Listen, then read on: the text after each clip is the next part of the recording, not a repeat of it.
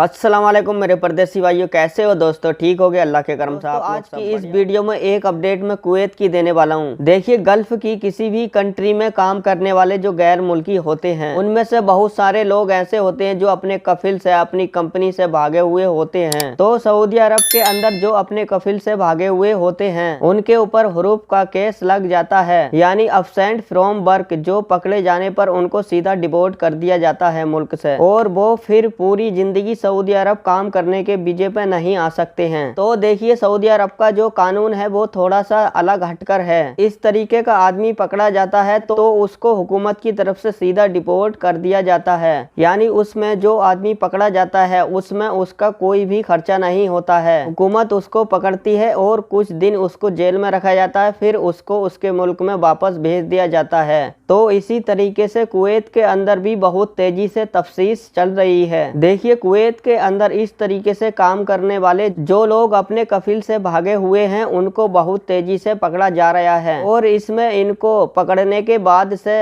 मुल्क भेजने का जो भी खर्चा होता है उनके कफिल से लिया जा रहा है। तो इसको लेकर के वहाँ के जो स्पॉन्सर है, वहाँ के जो अरबी हैं, वहाँ के जो कफिल हैं, वो इतराज जता रहे हैं। ये आदमी हमारे पास से 2 साल 4 साल पहले ही भाग गया था, हम इसको मुल्क भेजने का पैसा हम क्यों दें? लेकिन वहाँ की हुकूमत का कहना है जो भी खर्चा होगा वो कफिल को देना पड़ेगा। और इसमें एक चीज और बताई है, भागा हुआ आदमी पकड़ा जाता है और वो पकड़े जाने पर बदमाशी दिखाता है तो उसके ऊपर भी जुर्माना लगाया जाएगा, और ये जुर्माना उस वर्कर को ही देना पड़ेगा, ना कि कफिल को देना पड़ेगा। तो देखिए, जितने भी अरब कंट्री हैं तो उनका जो लेबर लॉ है तकरीबन सिमिलर है, एक जैसा ही कानून है। जिस तरीके का कानून सऊदी अरब के अंदर है तो इसी तरीके का कानून कुवैत और बहरीन के अंदर भी देखा जा रहा है। और इसमें ये भी खबर आ रही है, वहाँ के जितने भी कफिल हैं वो अपने भागे हुए वर्कर का जो भी खर्चा होता है, जितना भी खर्चा होता है वो उठाने से मना कर रहे हैं, जितने भी कफिल हैं वहाँ के। देखिए, ये चीज पहले काफी आसान होती थी। लोग अपने कफिल से 2 साल 4 साल 5 साल 10 साल 15 साल तक काम करते थे, उनकी गिरफ्तारी नहीं होती थी, या वो फिर खुद अपने आप को गिरफ्तार करने के लिए जाते थे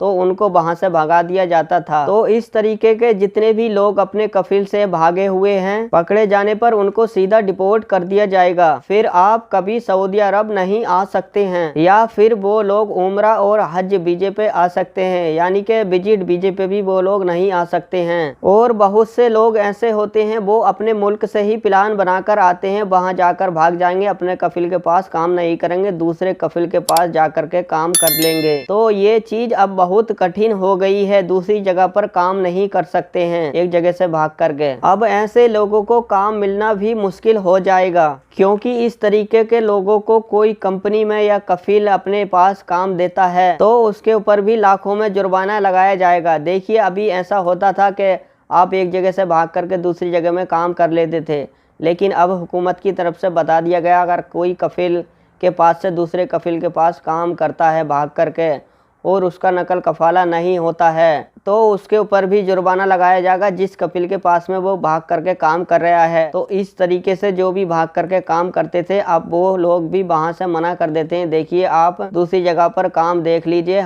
यहाँ पर आपका कफाला नहीं हो रहा है। अगर आप किसी जगह से भाग करके दूसरी कंपनी में जाते हैं कफाले के लिए और आपका कफाला नहीं हो पाता है किसी परेशानी की वजह से, तो आपको वहां से कंपनी वाला बोल देगा भाई आपका काम नहीं हो रहा है, आप दूसरी जगह पर काम देख लीजिए। तो वो लोग इसलिए बोल देते हैं कि इस तरीके का आदमी अगर हमारे पास काम करता है और चेक इन के दौरान पकड़ा जाता है तो हमारे पर लाखों में जुर्माना लगाया जाएगा। तो इसलिए अब ऐसे लोगों को काम मिलना भी बहुत ज़्यादा मुश्किल हो जाएगा। तो दोस्तों, ये थी जानकारी कुवैत के बारे में, मैं आप लोगों को दे दिया हूँ। आप लोगों को अगर अच्छी लगी वीडियो को शेयर करना, लाइक करना, चैनल को सब्सक्राइब करना, और तब तक के लिए अल्लाह हाफिज़।